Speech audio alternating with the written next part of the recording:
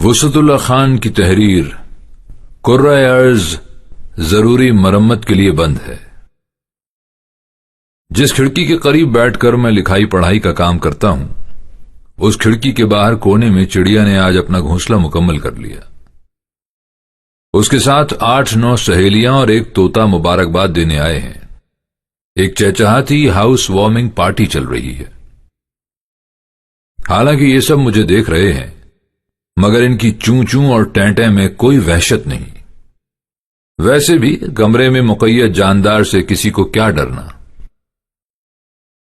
فیض صاحب جب تخت گرا رہے تھے اور تاج اچھال رہے تھے، یا پھر وہ دن کے جس کا وعدہ ہے ہم دیکھیں گے لکھ رہے تھے، تو انہیں کیا معلوم تھا کہ ایک دن یہ نظمیں انسان کے سوا کرۂ ارض کے ہر جاندار اور تازہ ہوا کو ترستے آسمان کا ترانہ بن جائیں گی۔ پچھلے 2-3 ماہ سے جو ہو رہا ہے شاید اس زمین پر پہلے کبھی نہیں ہوا۔ جسے ہم ترقی کا کارخانہ سمجھ رہے تھے، اس کے پہیے کو ایک نادیدہ دشمن نے روک دیا۔ 200 سے زائد لکیریں جو انسانوں کو روکنے کے لیے پاسپورٹ اور ویزے کے سپیڈ بریکرز بنا کر اس زمین پر کھینچی گئی تھیں، یکلخت بے معنی ہو گئیں۔ کیا امریکہ، کیا صومالیہ اور کیا مکہ، کیا ہریدوار، ویٹیکن اور کیا دیوار گریا، سب ایک ہی صف میں کان پکڑ کر کھڑے کر دیے گئے ہیں۔ سنتے آئے تھے کہ جاگیردار کو جب کسی معزز حریف کی عزت خاک میں ملانا ہوتی تو گاؤں کے سب سے نچلے راندہ درگاہ شخص سے سرعام جوتے لگواتا تھا، تاکہ یہ قصہ نسل در نسل یاد رہے۔ آج فطرت ایک گھٹیا وائرس کے ہاتھ میں جوتا پکڑا کر اشرف المخلوقات کا وہی حشر کر رہی ہے، اور جسے جوتا پڑ رہا ہے وہ یہ بھی نہیں کہہ سکتا کہ وہ اس کا مستحق نہیں۔ سنا ہے اب تک عالمی اسٹاک مارکیٹ میں 2.5 سے 3 ٹریلین ڈالر پانی ہو گئے۔ جانے ان 3 ٹریلین ڈالرز میں سے کتنی رقم ایمانداری سے کمائی گئی ہوگی، اور کتنا پیسہ کتنے لوگوں کا خون چوس کر، کتنے کروڑ درخت کاٹ کر، کتنے لاکھ ایکڑ زمین ریپ کر کے، کتنے بچوں کا دودھ اور نوالا چھین کر، کتنی ذخیرہ اندوزی اور ملاوٹ کر کے، کتنا سود وصول کر کے اور کتنی محنت سے کرپشن کر کے جمع کیا گیا ہوگا۔ آنے والے دنوں میں اسٹاک ایکسچینج اور اجناس کی منڈی کے ساتھ مزید کیا ہونے جا رہا ہے، سب وقت کی دیوار پر لکھا ہے۔